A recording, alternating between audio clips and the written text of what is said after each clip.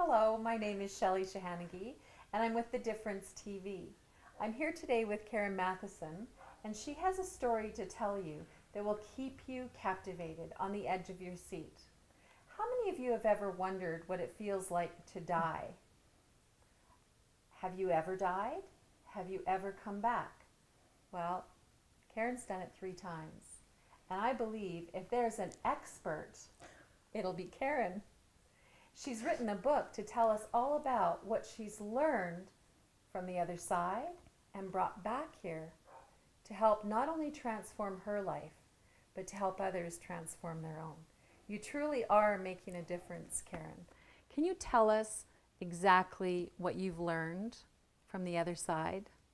Well, what I've learned from the other side is that we all actually sign contracts with individuals to learn lessons, to have experiences with.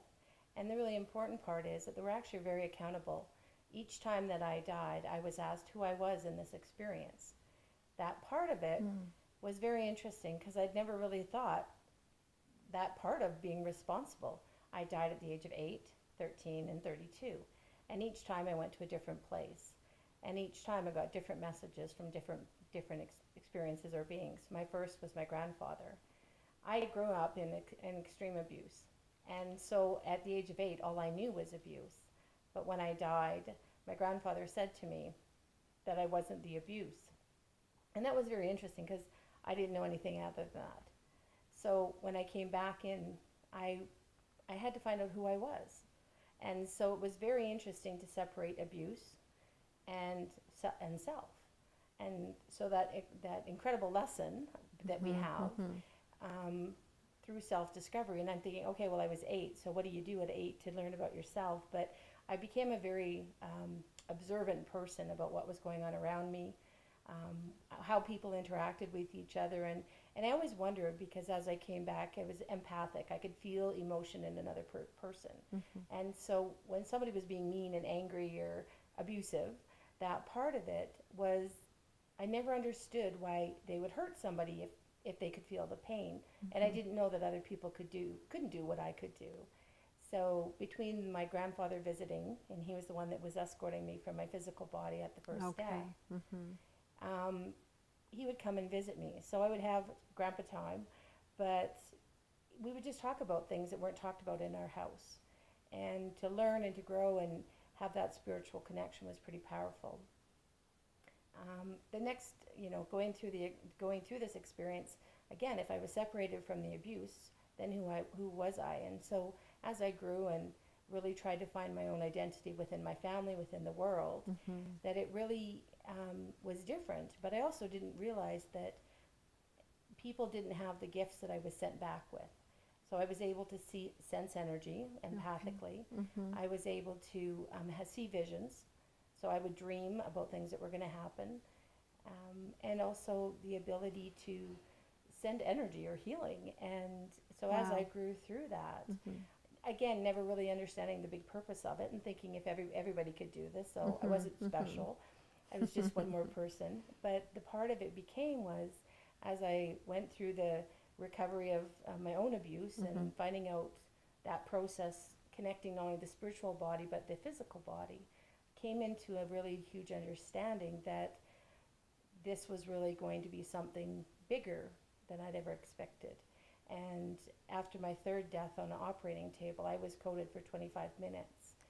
So I went to the other side and I met with counsel and I reviewed my life and I got answers to questions about, well, how come I didn't get this type of experience and that experience? And they said, well, we brought that all to you, but because you were still dealing with the pain or the abuse that you missed it or that I didn't plug into it. So it was very interesting, that perspective of saying that all those things that we want and we call through for our heart that are brought to us, but sometimes we're too hurt and wounded. So I really realized it was important to deal with my own abuse and spent many years dealing with it, but also again understanding the feelings and emotions that I was feeling around the people around me. I realized that not very many people had actually taken that part of the healing part of their journey seriously.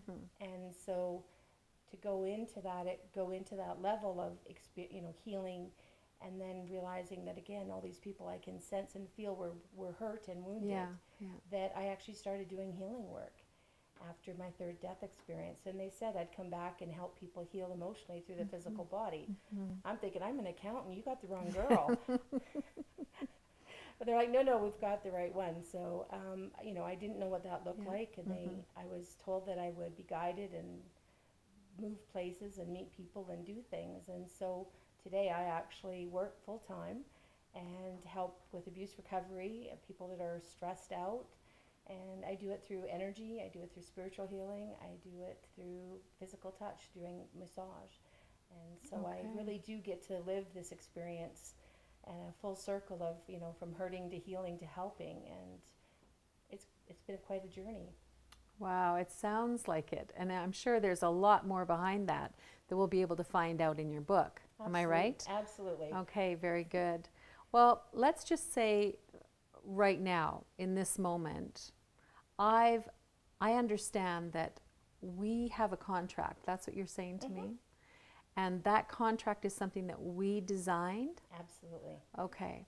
So what will you give to me? What is your message to me so that I can go and take that back into my life and accept the things that are happening because I chose them?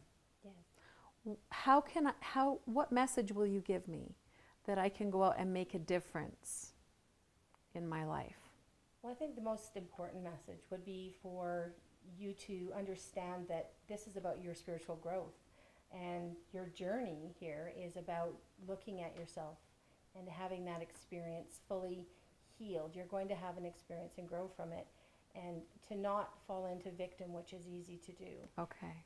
And allow yourself to go to the championship of survivor to help her as you move forward. So really what you're saying is get over it. Accept the challenge. Absolutely. And swallow your pride, perhaps? Yes. Okay. Wow, that is really a whole meal to digest when you consider the fact that everything we're experiencing, whether it's good or bad, is what we've designed it to be.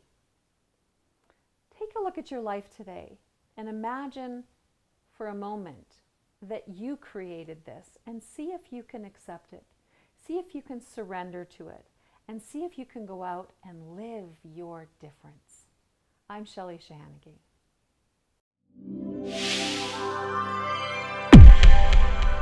Live your difference. www.thedifference.tv